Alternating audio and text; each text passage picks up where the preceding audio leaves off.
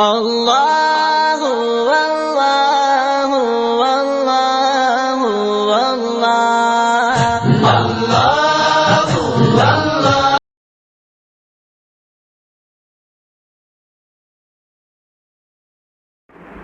السلام عليكم ورحمة الله وبركاته. بسم الله الرحمن الرحيم. الحمد لله رب العالمين. الصلاة والسلام على سيد الأنبياء والمرسلين. أما بعد، فقد قال الله تعالى في القرآن الكريم والفرقان المجيد بعد أعوذ بالله من الشيطان الرجيم. بسم الله الرحمن الرحيم. ما ننسخ من آية أو ننسها نأتي بخير منها أو مثلها ألم تعلم أن الله على كل شيء قدير. صدق الله العظيم. رب اشرح لي صدري ويسر لي أمري واحلل عقدة من لساني يفقهوا قولي. رب يسر ولا تعسر وتمم بالخير وبك نستعين. سبحانك لا علم لنا إلا ما علمتنا إنك أنت العليم الحكيم. எல்லா புகழும் புகழ்ச்சியும் ஏக வல்லவனாகிய அல்லாஹு ஜல்லஷானஹு வ தஆலா ஒருவனுக்கே உரித்தாகுக.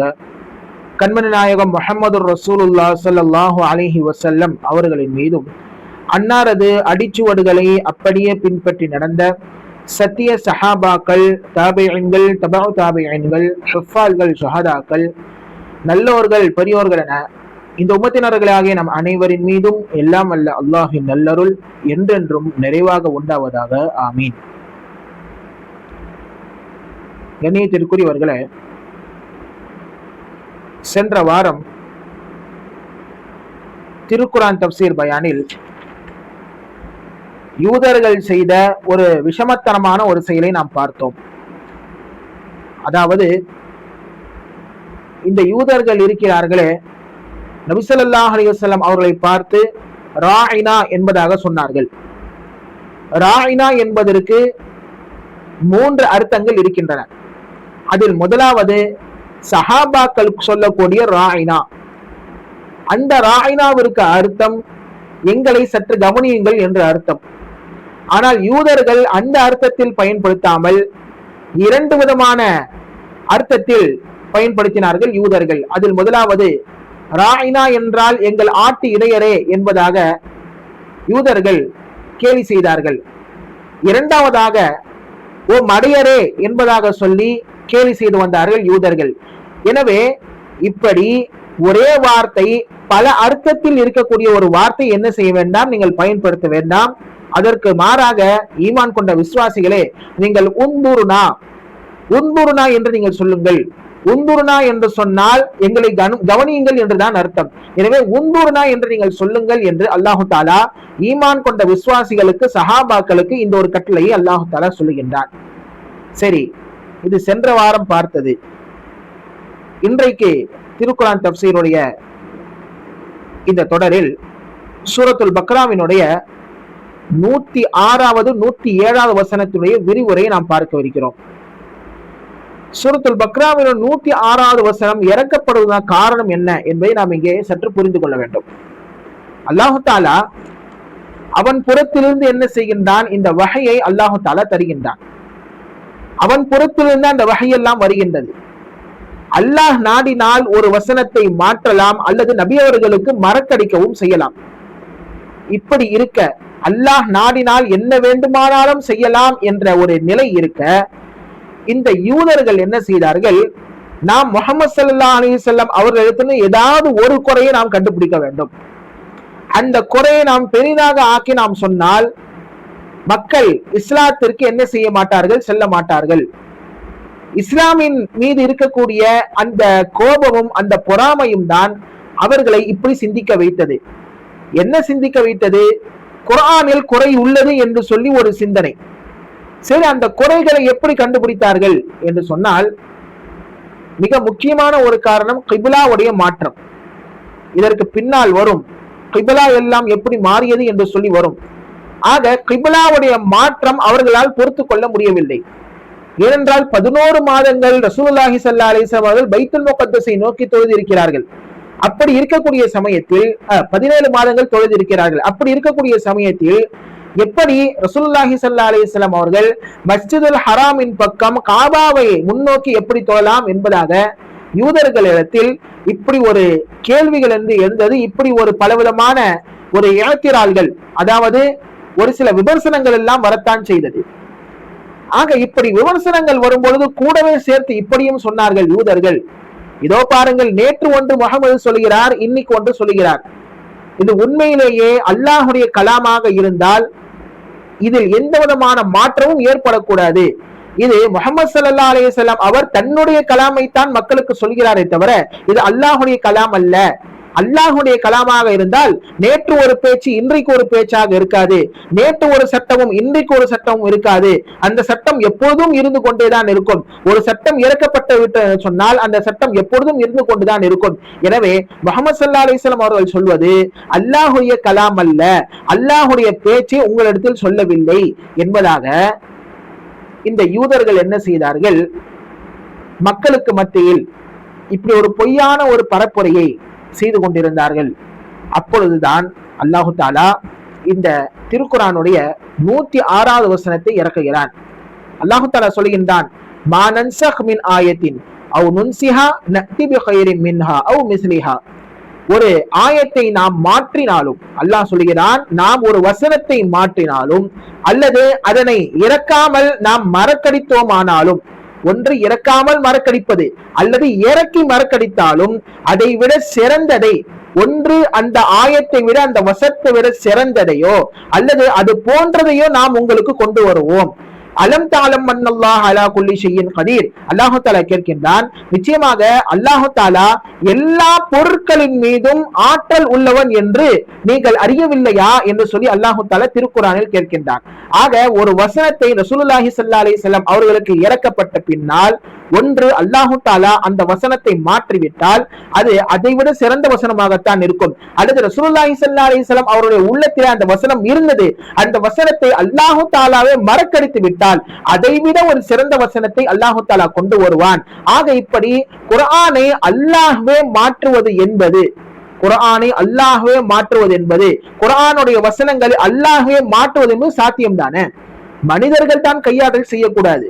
யூதர்கள் கையாடல் செய்தார்கள். தௌராத்துடைய வேதத்தில் பலவிதமான திருத்தல்களும் புகுத்தல்களும் நீக்கங்களும் செய்து பலவிதமான அதில் கலப்படத்தை ஏற்படுத்தினார்கள் தௌராத்துடைய வேதத்தில். இன்ஜீல் வேதமுடைய நிலையும் அதே போன்றுதான். ஆனால் குர்ஆனில் எந்த விதமான மனிதர்களுடைய கையாடலும் இல்லை என்பது நிதர்சனமான உண்மை. ஆக இங்க ரசூலுல்லாஹி ஸல்லல்லாஹு அலைஹி வஸல்லம் அவர்களுக்கு அல்லாஹ் தஆலா சொல்லுகின்றான், நாம் தான் அந்த வசனத்தை மாற்றுகிறோம், நாம் தான் உமக்கு மறக்கடிக்கிறோம். அப்படி மாற்றியாலும் மறக்கடித்தாலும் அதைவிட இதற்கு முன்னர் உங்களுக்கு அருளப்பட்ட அந்த வசனத்தை விட ஒரு சிறந்த வசனத்தை தான் நாங்கள் கொண்டு வருவோம் என்று சொல்லி அல்லாஹ் தஆலா திருக்குர்ஆனுடைய 106வது வசனத்தில் இங்கே சொல்லி காட்டுகின்றான். சரி, இந்த வசனத்தினுடைய விளக்க உரையை நாம் சற்று நன்றாக சிந்திக்க வேண்டும். அதாவது குர்ஆனில் நஸ்ஹ் என்பதாக இங்கு வந்திருக்கிறது. மா நன்ஸஹ், மாற்றினால். இதற்கு அரபியில் நஸ்ஹ் என்பதாக சொல்வார்கள். இந்த நஸ்ஹ் என்றால் நமது ஷரீஅத்தில் ரஃபுல் ஹுக்மி ஷரஈ தப்தீலுஹு பிஹுக்மில் ஆகர், அதாவது ஷரியத்துடைய ஒரு சட்டத்தை வேறொரு சட்டத்தை கொண்டு வருவதன் மூலமாக அந்த சட்டம் நீங்கிவிடும். ஒரு சட்டம் இருக்கு அப்படின்னு சொன்னா, ஒரு சட்டம் அமலில் இருக்கிறது, அந்த அமலில் இருக்கக்கூடிய அந்த சட்டத்தை வேறொரு சட்டத்தை அல்லாஹ் தஆலா கொண்டு வருவதன் மூலமாக தற்பொழுது அமலில் இருக்கும் சட்டத்தை அல்லாஹ் தஆலா நீக்கி விடுவான். அதுதான் நஸ்ஹ் என்று சொல்லப்படக்கூடிய அந்த வசனத்தை மாற்றுதல் என்பதாக இங்கே திருக்குர்ஆன் முஃபஸ்ஸிரீன்கள் இங்கே சொல்லி காட்டுகின்றார்கள்.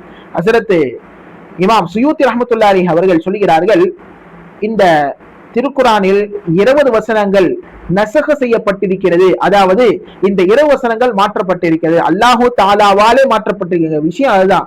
மனிதர்கள் மாற்றவில்லை, அல்லாஹு தஆலாவே என்ன செய்திருக்கின்றான், வசனங்களை மாற்றியிருக்கின்றான். இன்னும் ஒரு சில இமாம்கள் இப்படி சொல்லுகின்றார்கள், 500 ஆயத்துகள் குர்ஆனில் நஸ்க் செய்யப்பட்டிருக்கிறது. ஷாஹ் வலியுல்லா முஹத்திஸ் திஹ்லவி ரஹ்மத்துல்லாஹி அலைஹி அவர்கள் சொல்கிறார்கள், 5 ஆயத்து தான் குர்ஆனில் நஸ்க் செய்யப்பட்டிருக்கிறது, குர்ஆனில் அல்லாஹ்வால் மாற்றப்பட்டிருக்கிறது என்பதாக இங்கே சொல்லியிருக்கின்றார்கள். ஆக இப்படி பல்விதமான கருத்துக்கள், குர்ஆனில் எவ்வளவு வசனங்கள் மாற்றப்பட்டது மாற்றப்படவில்லை என்று சொல்லி பல்வேறு விதமான கருத்துக்கள் இங்கே இருக்கிறது. என்னதான் இருந்தாலும் இதில் மனிதர்களுடைய கையாடல் இல்லை, மாறாக இவைகள் எல்லாம் ரசூலுல்லாஹி ஸல்லல்லாஹு அலைஹி வஸல்லம் அவர்கள் வாழ்ந்த காலத்திலேயே அல்லாஹ் தஆலா என்ன செய்து விட்டான், அந்த வசனங்களை மாற்றி அமைத்து விட்டான் என்ற ஒரு புரிதலும் நாம் இங்கே சற்று புரிந்து கொள்ள வேண்டும். ஆக ஒரு வசனத்தை, ஒரு சட்டத்தை கூறிவிட்டு ஏன் மாற்ற வேண்டும் என்று சொன்னால் அதற்கு 2 விதமான காரணங்கள். முதலாவதாக, சட்டத்தை யாருக்கு சொல்லப்பட்டதோ அவனுக்கு கூடிய சட்டத்தில் குறை இருக்கிறது என்று எண்ணி வேறு சட்டம் கொண்டு வருவது. ஒரு சட்டத்தை சொல்லப்படுது, அந்த சட்டத்துல ஏதாச்சும் ஒரு சின்ன குறைகள் ஏதாச்சும் இருந்தது என்று சொன்னால் அப்ப அல்லாஹ் தஆலா என்ன செய்வான், வேறு சட்டத்தை அங்கே கொண்டு வருவான். இரண்டாவதாக ஒரு காரணம், முதல் சட்டம் கூறிய நோக்கம் நிறைவேறி விட்டது, அதனால் அந்த சட்டத்தை நீக்கி அல்லாஹ் என்ன செய்தான், இரண்டாவது சட்டத்தை இங்கே கொண்டு வருகின்றான். நோக்கம் நிறைவேறி விட்டது என்று சொன்னால் அதற்கு அங்க வேலையே கிடையாது. ஆகையால் அல்லாஹு தாலா இரண்டாவதாக ஒரு சட்டத்தை கொண்டு வந்து முதல் சட்டத்தை அல்லாஹு தாலா ரத்து செய்துவான், முதல் சட்டத்தை அல்லாஹு தாலா மாற்றி அமைத்து விடுவான். ஆக இந்த 2 காரணங்களுக்காகத்தான் குர்ஆனுடைய வசனங்களை அல்லாஹு தாலாவை மாற்றியிருக்கிறான் என்பதாக திருக்குர்ஆனுடைய விரிவுரையாளர்கள் இங்கே சொல்லி காட்டுகின்றார்கள்.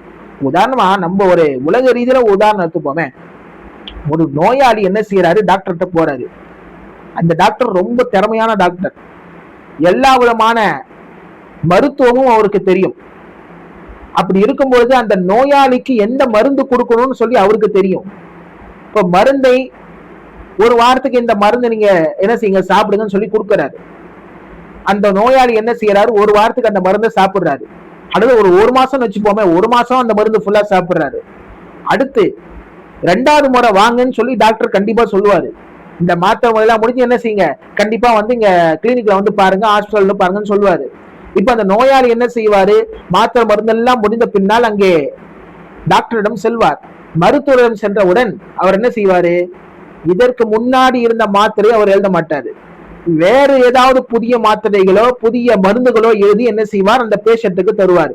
ஆக இப்படி தரதை பார்த்துட்டு ஒரு பேஷண்ட், என்ன டாக்டர் இதுக்கு முன்னாடி இந்த மாத்திரை தான் எழுதி தந்தீங்க, இப்ப என்ன மாத்திரை எழுதி கொடுக்குறீங்க, என்ன உங்களுக்கு ஏதாவது அறிவு இல்லையா அப்படின்னு சொல்லி கேட்டா, அப்ப இந்த இடத்துல யார் முட்டாள், யார் முட்டாள், அந்த நோயாளி தான் முட்டாள். ஏன்னா அந்த டாக்டருக்கு தெரியும் எந்த மருந்து கொடுத்தால் உனக்கு பரிபூர்ணமாக சுகம் அடையும் என்று சொல்லி அந்த டாக்டருக்கு தெரியும், நோயாளிக்கு என்ன செய்யாது தெரியாது. ஆக இதே போன்றுதான் யூதர்களாகிய உங்களுக்கு தெரியாது, நமக்கு தெரியாது. என்ன தெரியாது, ஏன் அல்லாஹு தாலா வசனத்தை மாற்றி அமைக்கிறான் என்று சொல்லி நமக்கு தெரியாது. அதனுடைய ஹிக்மத், அதனுடைய நலவு எல்லாம் அல்லாஹ்வின் புறத்தில் இருக்கிறது. மாற்றி அமைத்ததும் கூட ஒரு சில நலவுகளின் காரணத்தினால் தான் என்பதை நாம் இங்கே சற்று புரிந்து கொள்ள வேண்டும் என்று இங்கே திருக்குர்ஆன் முஃபஸ்ஸிரீன்கள் இங்கே சொல்லி காட்டுகின்றார்கள். இப்போ இந்த வசனத்தை மாற்றி அமைத்ததிலேயே ஒரு 2 வகைகள் இங்கே இருக்கின்றன.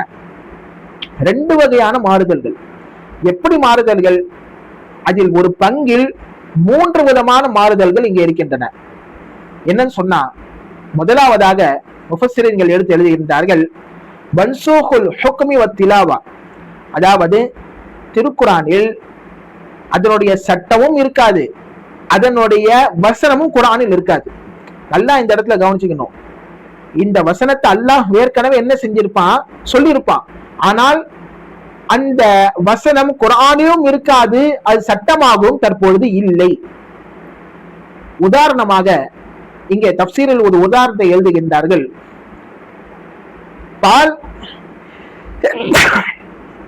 பால் குடிப்பாட்டும் விஷயத்துல 10 மிடறு குடித்தால் ஹுர்மத் ஆகிவிடும். அதாவது ஒரு குழந்தை ஒரு செவிலித்தாயிடம் பால் குடிக்கிறது. செவிலித்தாயிடம் பால் குடித்தால், அதாவது 10 மிடறு பால் குடித்தால் என்ன செய்துவிடும், ஹுர்மத் என்பது ஏற்பட்டுவிடும். அதாவது 10 மிடறு பால் குடிச்சிருச்சுன்னா அந்த செவிலித்தாயை நிக்கா செய்வது அந்த குழந்தைக்கு ஹராம். அதே போன்று அந்த செவிலித்தாயினுடைய மகளோ அல்லது மகனோ இருந்தால் என்ன செய்யக்கூடாது, இந்த பால் குடிக்கிற அந்த குழந்தை என்ன செய்யக்கூடாது, நிக்கா செய்வது ஹராமாக, அது மஹரமான ஒரு உறவாக ஆகிவிடும். ஆக இப்படி முதலில் ஒரு சட்டம் இருந்தது, இப்படி ஒரு வசனம் குர்ஆனிலும் இருந்தது. ஆனால் அந்த சட்டம் என்பது சற்று தளர்த்தி விடப்பட்டது. அதாவது 5 மிடறு குடித்தால், முன்னாடி 10 மிடறு என்பது இருந்தது. 5 மிடறு குடித்தால் என்ன செய்யாது, ஹுர்மத் ஆகாது என்பதாக அல்லாஹு தாலா ஒரு சட்டத்தை குர்ஆனில் அப்பொழுது இறக்கினான். ஆனால் நாம் குர்ஆனில் அந்த வசனத்தை பார்க்க முடியாது. ஆனால் என்ன செய்யாது, இதனுடைய சட்டங்களும் என்ன செய்யல, குர்ஆனிலும் இல்லை. ஆக இப்படிதான் முதலாவது வகையான ஒரு சட்டத்தை நீக்குதல், ஆயத்தை மாற்றப்படுது என்பது மன்சூஹுல் ஹுக்மி வத்திலாவா. அதாவது குர்ஆனுடைய அந்த ஹுக்மை, அதாவது சட்டத்தையும் இல்லாமல் ஆக்கிவிடும், அந்த திலாவத்தும் அதாவது ஓதுதலும் குர்ஆனிலும் இல்லாமல் இருக்கும் என்று சொல்லி இங்கே நாம் பார்க்க வேண்டும். அதாவது ஒரு 5 மிடறு குடித்தா என்ன செய்யாது, ஹுர்மத்து ஏற்படாது. 10 மிடறு குடித்தால் ஹுர்மத் ஏற்படும் என்ற சட்டத்தை அல்லாஹு தாலா இங்க மாற்றி அமைக்கிறான். இது முதல் வகையான ஒரு மன்சூக், அதாவது முதல் வகையாக அல்லாஹு தாலா குர்ஆனுடைய ஆயத்தை இங்க மாற்றி அமைத்தல் என்று அர்த்தம். இரண்டாவது வகையான ஒரு மன்சூஹுல் ஹுக்மி தூன திலாவா. அதாவது அந்த சட்டத்தை அல்லாஹு தாலா மாற்றி விடுவான். ஆனால் குர்ஆன்ல என்ன செய்யும், அந்த ஆயத்து இருக்கும், குர்ஆனில் அந்த வசனம் இருக்கும், ஆனால் சட்டம் என்ன செய்யாது, அமலில் இருக்காது. உதாரணமாக அல்லாஹு தாலா திருக்குர்ஆனில் இங்கே சொல்லி காட்டுகின்றான். சூரத்துல் பக்ராவிலே வருகிறது, வஅலல்லதீன யுதீகூனஹு ஃபித்யத்துன் துஆமு மிஸ்கீன். அதாவது நோன்பு விஷயத்தில், அதாவது உங்களுக்கு ஏதாவது நோய் ஏதாச்சும் வந்து விட்டால், நீங்கள் நோய்வாய்ப்பட்டு விட்டால், நோன்பு வைக்க முடியாத அளவிற்கு உங்களுக்கு அவ்வளவு நோய்கள் இருக்கு என்று சொன்னால், அவர்கள் மிஸ்கின்களுக்கு ஃபிதியாவாக சாப்பாட்டை கொடுத்தால் போதுமானது என்று சொல்லி அல்லாஹு தாலா என்ன செய்திருக்கிறான், இந்த சட்டத்தை அப்பொழுது அல்லாஹு தாலா சொன்னான். ஆனால் தற்போது இந்த சட்டம் என்பது கிடையாது. நோய்வாய்ப்பட்டவர்கள் என்ன செய்யக்கூடாது, நோய் தான் நம்மளுக்கு வந்துருச்சு, நோவை விட்டுட்டு என்ன செய்யலாம், நாம மிஸ்கின்களுக்கு ஃபிதியாவா கொடுத்துடலாம் அப்படின்னு சொல்லி என்ன செய்யக்கூடாது, தற்போது அந்த சட்டம் இல்லை. மாறாக இது திலாவத்தில் இருக்கிற குர்ஆனில் இந்த வசனம் பதிவாகி இருக்கிறது. இது இரண்டாவது வகையான ஒரு வசனத்தை மாற்றி அமைத்தல். மூன்றாவது வகையாக ஒரு வசனம் என்னவென்று சொன்னால் மன்சூஹு திலாவத்தி தூனல் ஹுக்கும். அதாவது குர்ஆனில் அந்த வசனம் இருக்காது, மாறாக அதனுடைய சட்டம் அமலில் தற்பொழுது இருந்து கொண்டுதான் இருக்கும். உதாரணமாக அல்லாஹு தாலா குர்ஆனில் இந்த வசனத்தை இறக்கினான் என்று சொல்லி ஹதீஸில் ரசூலுல்லாஹி ஸல்லல்லாஹு அலைஹி வஸல்லம் அவர்களே சொல்லி காட்டுகின்றார்கள், அஷ்ஷைஹு வஷ்ஷைஹத்து இதா ஸனயா ஃபர்ஜிமுஹுமா நகாலும் மினல்லாஹ். அஷ்ஷைஹு வஷ்ஷைஹத்து வயதான ஆணும், வஷ்ஷைஹத்து வயதான பெண்ணும், அதாவது இவர்கள் இருவருக்கும் திருமணம் ஆகி ரொம்ப வயசாயிடுச்சு, அதாவது 60-70 வயது ஒரு கிழவியாக இருக்கிறார்கள். இவர்கள் இருவரும் சேர்ந்து ஜினா செய்து விட்டால், விபச்சாரம் செய்து விட்டால், இதா ஜனயா விபச்சாரம் செய்து விட்டால், ஃபர்ஜிமுஹுமா அவர்களுக்கு நீங்கள் என்ன செய்யுங்கள், ரஜும் செய்யுங்கள், அதாவது கல்லால் அடித்தவனை கொலை செய்யுங்கள் என்ற ஒரு சட்டம் என்ன செய்யுது, இஸ்லாத்துல இருக்கத்தான் செய்யுது. ஆனா இந்த வசனம் என்ன இல்ல, திருக்குர்ஆன்ல கிடையாது. அடுத்து நான்காவது விதமான சட்டத்தை, அதாவது வசனத்தை மாற்றமைத்தல் என்பது, இங்கே ஒரு சில விஷயங்களுக்காக வேண்டி அல்லாஹு தாலா அந்த வசனத்தை மாற்றி அமைப்பான். முதலாவதாக அமல் செய்வதற்கு லேசாக இருக்க வேண்டும். நாம அமல் செய்யணும்ன்றதுக்காக அல்லாஹ் என்ன செய்வான், அந்த சட்டத்தை சற்று தளர்த்துவான். முன்னாடி ஜிஹாதில் அல்லாஹு தாலா இப்படி ஒரு சட்டத்தை வைத்திருந்தான். அதாவது ஒரு நபர் 10 நபர்களை சமாளிக்க வேண்டும், 10 நபர்களை சமாளிக்க வேண்டும். என்ன செய்யக்கூடாது, அப்படி இருக்கக்கூடிய சமயத்திலும் ஒரு நபர் 10 நபர்களை சமாளித்துக் கொண்டிருக்கூடிய சமயத்திலும் அந்த போரில் இருந்து என்ன செய்யக்கூடாது, புறமுழுகிட்டு ஓடக்கூடாது என்று சொல்லி அல்லாஹு தஆலா அவருடைய சட்டமாக வைத்திருந்தான். ஆனால் இது மிகவும் முஸ்லிம்களுக்கு சிரமம் என்று சொல்லி அல்லாஹுக்கு தெரியும். தெரிந்து என்ன செய்தான் அல்லாஹு தஆலா, இந்த வசனத்தை அந்த ஜிஹாதுடைய வசனத்தில் இங்கே அல்லாஹு தஆலா சொல்கின்றான்.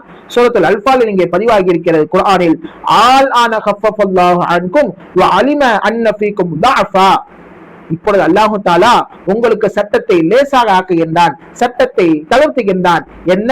அலிம அன்ன ஃபீக்கும் ضعفا, உங்களில் பலகீனமானவர்கள் இருக்கிறீர்கள் என்று சொல்லி அல்லாஹு தாலா அறிந்து என்ன செய்தான்? உங்களுக்கு சட்டத்தை தளர்த்தினான். என்ன?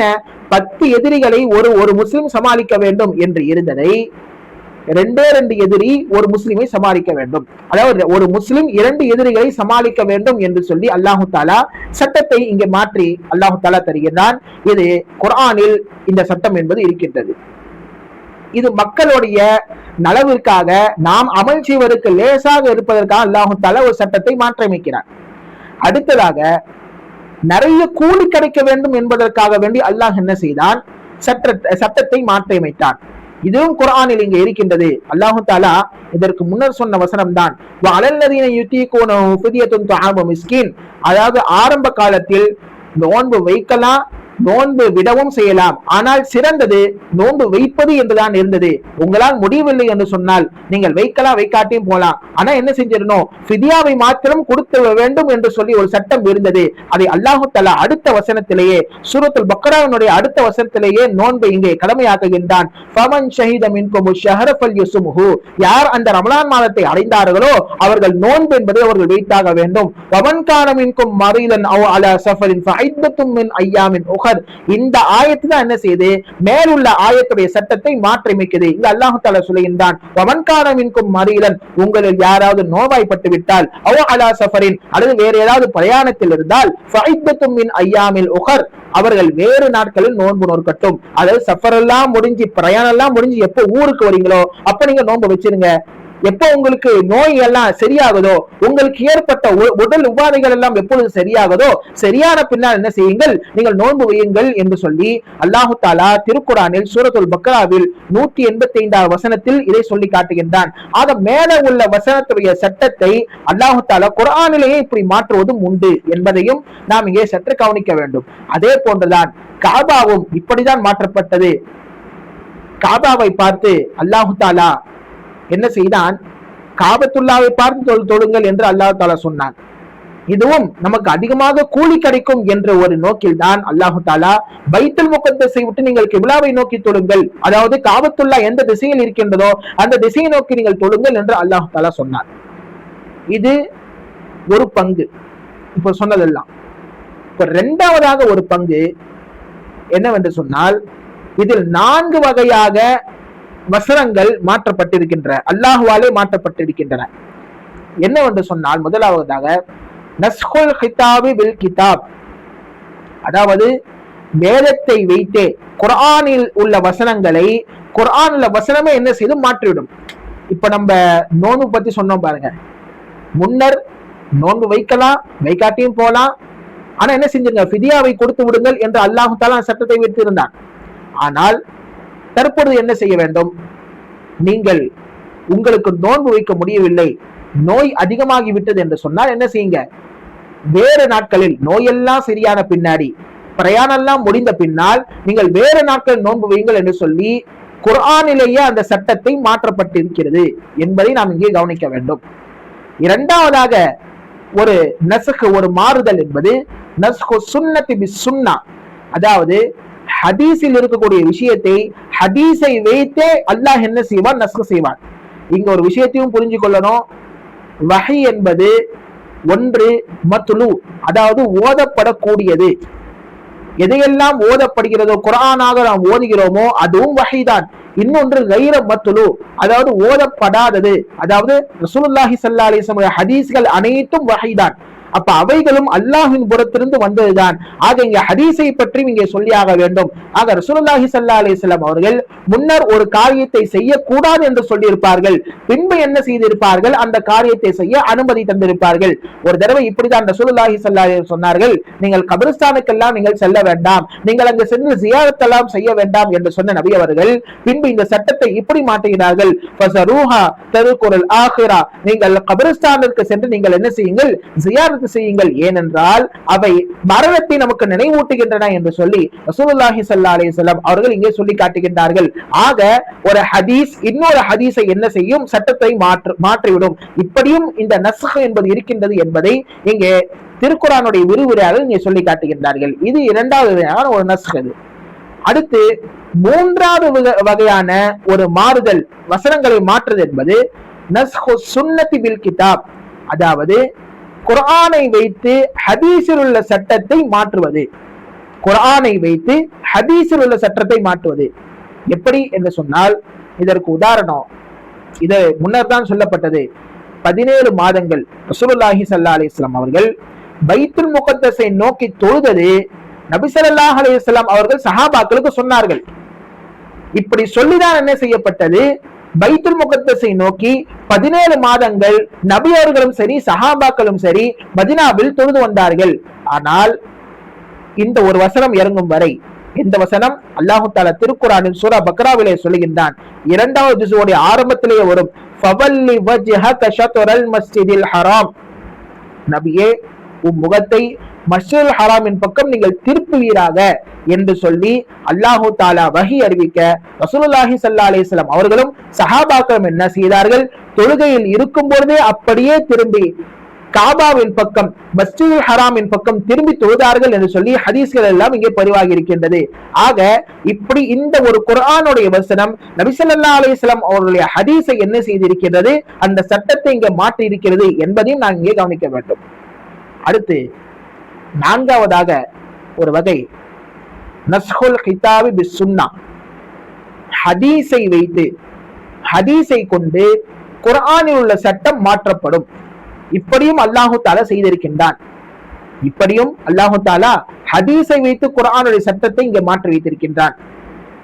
அல்லாஹு தஆலா குர்ஆனில் இந்த ஒரு வசனம் இருக்கின்றது, லா யஹில்லு லக்கன் நிஸாஅ மின் பஅது வலா அன் தபத்தல பிஹின்ன மின் அஸ்வாஜின் வலோ அஅஜபக ஹுஸ்னுஹுன்ன. நபி ஸல்லல்லாஹு அலைஹி வஸல்லம் அவர்களுக்கு அல்லாஹு தஆலா சொன்ன சட்டம் இது. இது நபி ஸல்லல்லாஹு அலைஹி வஸல்லம் அவர்களுக்கு பிரத்யேகமானது. என்னன்னு சொன்னா, உங்களுக்கு இதற்கு பின்னால் திருமணம் செய்வதற்கு அனுமதி இல்லை. ரசூலுல்லாஹி ஸல்லல்லாஹு அலைஹி வஸல்லம் அவர்களுக்கு என்னது, இதற்கு பின்னால் திருமணம் செய்வதற்கு உங்களுக்கு அனுமதி இல்லை. வலோ அஅஜபக ஹுஸ்னுஹுன்ன, அந்த பெண்ணுடைய அழகு உங்களை ஆச்சரியப்படுத்தினாலும் சரியே, உங்களுக்கு என்ன செய்யல, இந்த திருமணம் செய்வதற்கு இத்தோடு நான் தடை விதிக்கிறேன் என்று சொல்லி அல்லாஹு தஆலா தடையை விதித்தான். ஆனால் ஹதீஸில் வருகிறது, அன்னை ஆயிஷா ரலியல்லாஹு அன்ஹா அவர்கள் சொல்கின்றார்கள், மா மாத ரசூலுல்லாஹி ஸல்லல்லாஹு அலைஹி வஸல்லம் ஹத்தா அஹல்லல்லாஹு லஹுன் நிஸா, அதாவது அல்லாஹு தஆலாவே என்ன செய்து விட்டார் என்று சொன்னால், இந்த சட்டம் தற்காலிகமாகத்தான் உங்களுக்கு நான் கொண்டு வந்தேன், ஆனால் நீங்கள் என்ன செய்யலாம், தாராளமாக நிக்காஹை நீங்கள் செய்து கொள்ளலாம் என்று சொல்லி நபி ஸல்லல்லாஹு அலைஹி வஸல்லம் அவர்களை பற்றி அன்னை ஆயிஷா ரலியல்லாஹு அன்ஹா அவர்கள் இங்கே சொல்லி காட்டுகின்றார்கள். ஆக இங்கே குர்ஆனுடைய வசனங்கள் மாற்றப்படுவது என்பது அல்லாஹு தஆலாவாலே தவிர அது நபியாலும் மாற்ற முடியாது, நமது ரசூலுல்லாஹி ஸல்லல்லாஹு அலைஹி வஸல்லம் மாற்ற முடியாது, சஹாபாக்களை மாற்ற முடியாது, அதில் மற்ற மனிதர்களுடைய கையாடல் என்பது கிடையாது என்பதை நாம் இங்கே சற்று நன்றாக விளங்கிக் கொள்ள வேண்டும். அந்த மாறுதல்கள் எல்லாம் செய்தது அல்லாஹு தஆலா தானே தவிர அல்லாஹ்வை தவிர வேறு யாரும் அந்த மாறுதல்கள் செய்யவில்லை. இந்த ஈமானை நாம் இப்படி கொள்ள வேண்டும் என்று இந்த திருக்குர்ஆனுடைய இந்த 106வது வசனம் நமக்கு இங்கே சொல்லி காட்டுகின்றது. அடுத்தபடியாக 107வது வசனத்தில் அல்லாஹு தஆலா சொல்லுகிறார், அலம் தஅலம் அன்னல்லாஹ லஹு முல்கு ஸமாவாதி வல் அர்த் வமா லக்கும் மின் தூனில்லாஹி மின் வலிய்யின் வலா நஸீர். அல்லாஹ் தஆலா சொல்கின்றான், நிச்சயமாக அல்லாஹ் ஆகிறவன், அவனுக்கு தான் வானங்களையும் பூமியுடைய ஆட்சியும் அவனிடத்தில் தான் இருக்கிறது என்பதை நபியே நீர் அவர்களுக்கு நீங்கள் அறிவிக்கவில்லையா? இன்னும் முஃமின்களே, உங்களுக்கு அல்லாஹ்வை தவிர பாதுகாப்பவனும் இல்லை, உதவி செய்கிறவனும் இல்லை என்று சொல்லி முஃமின்களுக்கு அல்லாஹ் தஆலா தைரியம் மூட்ட சொல்கின்றான். ஆக அல்லாஹ் நினைத்தால் அந்த வானம் பூமியுடைய ஆட்சி அவனத்தில் தான் இருக்கிறது. அவன் நாடினால் எதையெல்லாம் எல்லாமே செய்ய முடியும். அந்த வசனத்தினை கடைசியில் அல்லாஹ் தஆலா சொல்கிறான், அலம் தஅலம் அன்னல்லாஹ அலா குல்லி ஷைஇன் கதீர், அல்லாஹ்விற்கு எல்லா விதமான சக்திகள் இருக்கிறது சொல்லி அவர்களுக்கு தெரியாதா? எனவே அல்லாஹ் நாடினால் எதை வேண்டுமானாலும் செய்யலாம். வசனங்களை மாற்றலாம், மாற்றாமலும் வைக்கலாம், அல்லது அப்படியே வைத்து உங்களை அதன்படி அமல் செய்யும் வைக்கலாம். இதுவெல்லாம் அல்லாஹ்வுடைய நாட்டப்படிதான் நடக்கிறதே தவிர என்ன செய்யல, இது உங்களுடைய நபி ஸல்லல்லாஹு அலைஹி வஸல்லம் சொல்லல என்று சொல்லி மக்களுக்கு தெளிவுபடுத்துங்கள் என்று அல்லாஹ் தஆலா இங்கே திருக்குறானில் சொல்லுகின்றான். அது மாத்திரம் அல்லாமல் இங்க அல்லாஹ் தஆலா சொல்வது மாலக்கும் மின் தூனில்லாஹி மின் வலியும் வலா நசீர், அதாவது அல்லாஹ்வை தவிர வேறு எந்த உதவியாளர்களோ வேறு எந்த பொறுப்பாளர்களோ முஃமின்களுக்கு கிடையாது. அதாவது அல்லாஹ் ஒருவன் தான் உங்களுக்கு என்ன பொறுப்பாளனாக உங்களுக்கு உதவியாளனாக இருக்கிறானே தவிர வேறு யாரையும் என்ன செய்யாதீங்க, நீங்க நம்பாதீர்கள் என்ற ஒரு இறை நம்பிக்கை உண்டான செய்தியை இங்கே அல்லாஹ் தஆலா சொல்லி காட்டுகின்றான். ஆக எல்லாம் வல்ல இறைவன் திருக்குர்ஆனுடைய வசனங்களை கேட்டு அதன்படி அமல் செய்யக்கூடிய தௌஃபீக்கை எல்லாம் வல்ல அல்லாஹ் நம் அனைவருக்கும் தந்தல் புரிவானாக. ஆமீன். வ ஆகிரு தஅவானா அல்ஹம்துலில்லாஹி ரப்பில் ஆலமீன். அஸ்ஸலாமு அலைக்கும் வரஹ்மத்துல்லாஹி